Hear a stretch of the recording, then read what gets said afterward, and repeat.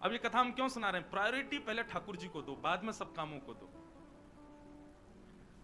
करौली में मदन मोहन जी के मंदिर में झाड़ू का काम करते थे, उनका नाम था काले खां। क्या नाम था? काले खां। काले खां बड़े प्रसिद्ध हैं, मैंने उनका चरित्र पढ़ा भी है, श्री काले खां जी का। तो काले खां जी के नाम से आज भी मदन मोहन जी की आरती होती है, तो ऐसा होता ही नहीं कि काले खां को प्रणाम नहीं करते। देखो कितनी बड़ी बात, हमारे हिंदुओं के इष्ट ठाकुर जी हैं और उनकी आरती होती है, तो आरती में एक विजातीय व्यक्ति का स्मरण किया जाता है, तब आरती संपन्न होती है श्री मदन मोहन लाल जी की। तो काले खां जो थे वो झाड़ू का काम करते थे मंदिर में, अपना घर चलाने के लिए उन्होंने ये कार्य स्वीकार किया। परंतु देखो यहां बहुत सारी बातें इसी कथा में सिद्ध हो जाएंगी। ठाकुर जी के प्रति प्रेम होने के लिए हमको हिंदू धर्म में होना, एक भक्त कुल में जन्म लेना, या हमारा एनवायरमेंट भक्ति युक्त होना जरूरी हो, ऐसा नहीं है। रैदास जी कहते हैं सो ही सुहागन प्रिय जाहि रीझें, भक्ति वो ही कर सकता है जिससे ठाकुर जी रीझे हों। इसलिए अपने लिए ताली बजा लेना कि हम लोग कथा सुन रहे हैं, तो इसका मतलब ठाकुर जी हमसे रीझे हैं। आप अपनी इच्छा से सुन ही नहीं सकते, मैं अपनी इच्छा से सुना ही नहीं सकता। यदि मैं बिहारी जी जा रहा हूं, मैं कथा में आ रहा हूं, मैं वृंदावन जा रहा हूं, तो इसका मतलब यह बात निश्चित है कि ठाकुर जी मुझसे प्रीति करते हैं, इसीलिए संभव है। वो नाराज हो जाएं तो हमारी मजाल क्या जो हम अपने बिस्तर से उठ के और कहीं नहा धो करके बिहारी जी भी चले जाएं? नहीं जा सकते। वो अपनी महफिल में हमको दाखिल कर लेते हैं, अपनी आंखों के आगे हमको खड़ा कर लेते हैं, इसका मतलब वो भी हमको देखना चाहते हैं, इसीलिए। तो काले खां एक विजातीय व्यक्ति, हिंदू भी नहीं था, केवल अपने घर को चलाने के लिए झाड़ू का काम करता था मंदिर के पास। इसी बहाने उसको कभी कभी मदन मोहन जी दिख जाते थे। अब देखते देखते झाड़ू लगाते लगाते अब उसकी आदत में आ गया कि अब वो बिना श्याम सुंदर को देखे रह नहीं पाता। रोज मंदिर में जाता, झाड़ू लगाता और पीछे सीढ़ियों पे ही खड़ा हो जाता, अंदर तो जाने की उसको अनुमति नहीं थी। तो वहीं से भीड़ जब इधर उधर होती थी तो बीच में से थोड़ी सी झांकी श्री मदन मोहन जी की उसको दिख जाती थी, मानो उसको ऐसा लगता था उसका हृदय परम शीतल हो गया हो, परम आनंदित हो गया हो। धीरे धीरे भक्ति प्रस्फुटित होने लगी हृदय में। अब तो यह स्थिति हो गई कि मंगला में पहुंच जाता और शयन करा के ही घर आता था वापस। और इससे परिणाम यह हुआ कि पत्नी जो थी काले खां की वो बड़ी बरसती थी, परिवार के लोग उसको काफिर बोलते थे, बोले बताओ जन्मा हमारे कुल में, कभी खुदा को तो याद करता नहीं, वहां पत्थर पूजने चला जाता है, इस प्रकार की बातें बोलते। लेकिन उसको किसी से कोई फर्क नहीं पड़ता, वो तो और आनंदित हो गया। जब उसकी पत्नी उसके बिल्कुल विपरीत होती चली गई तो वो तो और खुश हो गया, बोले बढ़िया है, जो बीच में दोपहर में भोजन करने घर जाता था उसका भी मन नहीं करता मेरा, क्यों चिक चिक करेगी, लड़ेगी मुझसे, इससे बढ़िया मंदिर में पड़े रहो। अच्छा एक बात कहें, मैं अपनी कथा में कहा करता हूं, हमारे संबंधी यदि अनुकूल हों तो ये बिहारी जी की कृपा, लेकिन हमारे संबंधी यदि प्रतिकूल हों तो ये समझो बिहारी जी की डबल कृपा है।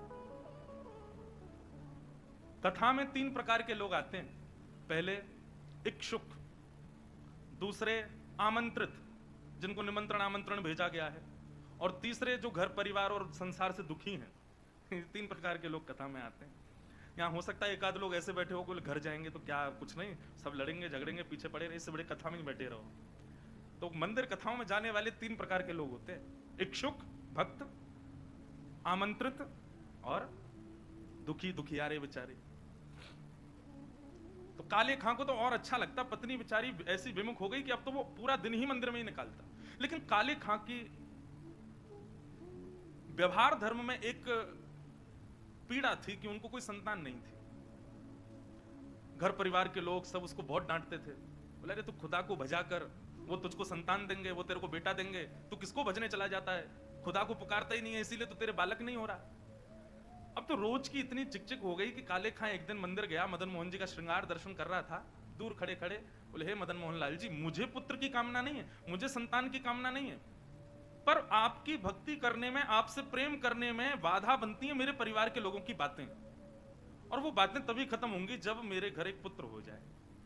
हे नाथ, मुझे पुत्र की कामना नहीं, मेरी कामना तो ये कि सब चुप हो जाएं और मैं आपकी भक्ति करता रहूं, इसके लिए आप मुझे एक पुत्र दे दो। देखो कितने बढ़िया ढंग से ठाकुर जी से पुत्र मांगा, और कृपा ऐसी हुई कि कहां परिवार के लोगों ने जब ज्यादा बोलना प्रारंभ किया तभी खबर आई कि काले खां की पत्नी जो है वो गर्भवती। पहले तो आधे लोगों के मुंह बंद हो गए। काले खां भी सबको बोलते थे, बोले तुम लोग कहते हो खुदा को भजो तभी बालक होगा, दो मेरे मदन मोहन लाल जी ने भेज दी संतान, अब देखना होगी। फिर ये हुई कि अब बेटी हुई तो समझेंगे कि इसके ठाकुर जी ने दी, बेटा हुआ तो समझेंगे हमारे खुदा ने दिया। बोले ऐसा नहीं, ये तो हमारे ठाकुर जी कृपा करेंगे, उन्हीं की कृपा से ही हो रहा है। और काले खां के यहां पर एक पुत्र ने जन्म लिया। जन्म लेते ही महाराज काले खां बड़ा खुश, इसलिए नहीं कि पुत्र हुआ, इसलिए कि अब सबके मुंह बंद हो गए, अब मुझसे कोई कुछ नहीं कहेगा, अब मैं निरंतर मदन मोहन लाल जी का खूब दर्शन किया करूंगा। लेकिन हमारे ठाकुर जी सीधी सीधी जीवन जिए कोई, इससे ठाकुर जी को आनंद नहीं आता। हमें बिहारी जी बड़े चतुर हैं, खुद टेढ़े हैं तो इसलिए भक्तों का भी जीवन टेढ़ा मेढ़ा ही कर देते हैं। ये बात आप सबने अनुभव की होगी। जीवन में अगर 10-15 दिन बड़े खुशी खुशी निकल जाएं तो चिंता और बन जाती है, अब पता नहीं क्या होने वाला है, 10 दिन से कुछ हुआ नहीं है मेरे साथ, निश्चित कुछ तो होगा। अब काले खां का पुत्र 8 वर्ष का हो गया, सब आनंदित था, काले खां बड़ा प्रसन्न। अब तो जन्माष्टमी भी मनाता है, राधाष्टमी भी मनाता है, रामनवमी भी मनाता है, घर वालों को नहीं बताता, बस मंदिर में जाके सब उत्सव होते हैं उसमें आनंद करता है। 8 वर्ष का बालक काले खां का यमुना जी के तट पर, नदी के तट पर कहीं खेल रहा था अपने मित्रों के साथ, और एक सर्प ने उसको डस दिया। सर्प के डसते ही महाराज नीला पड़ गया उसका पुत्र, बेहोश होकर गिर गया। बालक दौड़े दौड़े गए काले खां के घर, काले खां तो मंदिर में था, उसकी पत्नी को जाके बताया। पत्नी रोते रोते मंदिर पहुंची, जाकर के बोली जल्दी चलो, हमारे बेटे को सर्प ने डस दिया है, वो नदी के तट पर बेहोश पड़ा है, मैं जा रही हूं उसके पास, तुम जाओ किसी झाड़ फूंक वाले को लेके आओ, हमारा बेटा मर जाएगा।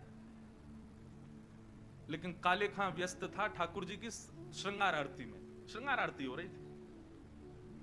पत्नी इतना बोल करके लौटने लगी, लौट करके उसने पीछे देखा कि आए कि नहीं, तो देखा तो काले खां तो ठाकुर जी को ही देख रहा था। पत्नी जाकर के बरसने लगी, बोले तुमको अभी भी यही दिख रहे हैं? अरे हमारा बेटा मरने वाला है, देरी करोगे, कोई झाड़ फूंक वाला नहीं पहुंचा तो उसकी मृत्यु हो जाएगी। लेकिन काले खां तो अभी भी मदन मोहन जी को ही देख रहे थे। पत्नी ने कहा यदि मेरे पुत्र को कुछ हो गया ना तो फिर देखना मैं क्या करती हूं, तुम्हें और तुम्हारे इस मदन मोहन को दोनों को देखूंगी मैं। ऐसा कहकर के पत्नी तो चली गई, काले खां वहीं खड़े रहे, नेत्रों से अविरल अश्रुधार बहाने लगे। इसलिए नहीं कि पुत्र को सर्प ने डसा, इसलिए हे मदन मोहन लाल, क्यों आप चैन से नहीं बैठने देते मुझको, क्यों आप चैन से मुझे दर्शन नहीं करने देते? ये सब मुझे पता है आपकी लीलाएं हैं, और ये सब क्यों करते हो ये भी मुझे पता है, मुझे परखने के लिए कि मैं अपनी स्थिति से च्युत तो नहीं हो रहा कहीं। लेकिन मेरा पुत्र दिया आपने था तो बचाओगे भी आप ही, और पुनः कहूंगा इसलिए नहीं कि मेरा पुत्र है, इसलिए कि मैं आपसे दूर ना हो जाऊं, बस मेरे पुत्र को बचाना। संध्या आरती के बाद जैसे ही कपाट बंद हुए, काले खां नदी के तट पर पहुंचा। भीड़ इकट्ठी थी। पत्नी को जैसी पता चला, काले खां बोले आगे ओझा को नहीं लाए, झाड़ फूंक वाले को, बोले वो तो मैं भूल गया। इतना कहना हुआ कि महाराज परिवार के लोगों ने काफिर काफिर कहकर के काले खां को सुनाना प्रारंभ कर दिया। दौड़ करके गए, ओझा को लेकर के आए। जैसे ही ओझा ने आकर के उसकी नबज आदि देखी तो कहा ये बालक तो जीवित नहीं है, इसकी तो मृत्यु हो चुकी है। सब रोने लगे। काले खां की पत्नी ने अपने पुत्र को गोद में उठाया और ले गई और मदन मोहन जी के द्वार पर जाकर के अपने पुत्र को रख दिया। बोले बहुत कहते थे मदन मोहन लाल जी ने दिया, मदन मोहन लाल जी ने दिया, तो ये जीवित करके दिखाएं इसको अब, और यदि ये जीवित नहीं हुआ खुद भी मर जाऊंगी, तुमको भी मार दूंगी और पूरे परिवार को नष्ट कर दूंगी इन्हीं की दहली पर। तब काले खां ने मदन मोहन लाल जी को निहारा, और निहार करके कुछ शब्द काले खां ने लिखे हैं, तो थोड़े उर्दू के अल्फाज, लेकिन हैं बहुत सुंदर। इनमें से कई शब्दों के अर्थ तो मुझे भी नहीं पता, उर्दू में है, पर एक बात कहें, भक्त की जब चरमोत्कृष्ट भक्ति हो जाती है ना, तो उसकी भक्ति शब्दों के रूप में निकलने लगती है। जब भक्ति चरम स्थिति में पहुंचती है, कहां मीराबाई ने नहीं गाया, सूरदास ने नहीं गाया, तुलसीदास ने, सबने गाया। एक बात नोट कर लीजिएगा, जिसने पाया उसने गाया, और जिसने नहीं पाया वो गा नहीं पाया कभी। यदि बिहारी जी मिलेंगे ना तो आप गाने का प्रयास नहीं करोगे, गाना अपने आप होगा, अपने आप प्रकट होंगे शब्द आपके मुख से। अभी हमारी स्थिति क्या है? अभी हम सूरदास के पद गाते हैं, अभी मीराबाई के पद गाते हैं, अपने हमारी कोई निर्माण नहीं है, अपनी हमारी कोई सामर्थ्य नहीं है। पर जिस दिन बिहारी जी मिलेंगे उस दिन जिह्वा में सामर्थ्य आएगी और आप कुछ ना कुछ गाओगे, ये निश्चित है। जो पाएगा वो गाएगा। काले खां मदन मोहन लाल जी की ओर देखने लगा और कहने लगा, मुसफक साफीक रफीक दिल दोस्त मेरे नजदीकी हकीकी ख्याल कीजिए, मेहरबान कदरदान आला तू जहान बीच, मुझसे गरीबों का गुनाह माफ कीजिए। काले बेकरार खड़ा तेरे दरबार पे, नंद के कुमार जरा गौर अब कीजिए, हिंदुओं के नाथ तो हमारा कुछ दावा नहीं, जगत के हो नाथ तो हमारी सुध लीजिए। हे मदन मोहन लाल, एक द्वार पर खड़ा है तुम्हारे, यदि तुम हिंदुओं के नाथ हो तो हम वापस चले जाएंगे, कोई कृपा मत करना। पर मैंने सुना है लोग आपको जगन्नाथ बुलाते हैं, जगत के हो नाथ, जगत के हो नाथ तो हमारी सुध लीजिए। बस ये बात कहनी हुई, नेत्रों से अविरल अश्रुधार बहने लगे काले खां के, और देखते ही देखते जैसे ही अश्रुधार का एक बिंदु नीचे पड़े हुए काला पड़ गया था पुत्र विष के कारण, जैसे ही एक बिंदु जाकर के उस पुत्र के मुखमंडल पर पड़ी, पड़ते ही उसका जो काला वर्ण हो चुका था वो श्वेत होने लगा, और धीरे धीरे पुत्र ने आंख खोलनी प्रारंभ करी, उठ करके बैठ गया, देखने लगा, जल पी करके बोला, अब्बा अम्मी, जो उसके माता पिता थे उनको उन्हीं शब्द में पुकारा, बोले कि वो कहां गया? बोले कौन? अरे अभी जो यहाँ खड़ा था, मेरे समान छोटा सा बालक था, मेरे जैसा ही सांवला उसका वर्ण था, मोर मुकुट पहनी थी, बहुत सुंदर उसकी मुस्कान, उसके ऐसे सुंदर नेत्र थे, वो मेरा सखा है, वो मेरे गले में गलवैया डाल करके खड़ा था, कहां गया वो?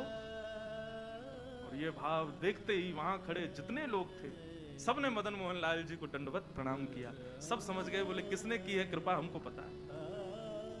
तब से लेके आज तक श्री मदन मोहन लाल जी की आरती होती है तो आरती होते ही वहां का एक आरती पूर्ण होते ही एक पंक्ति गाई जाती है, कारे के बेटा को जब कारे ने खाया, कारे के बेटा को जब काले ने खाया, कारे की कविता सुन बेटा जिवायो है।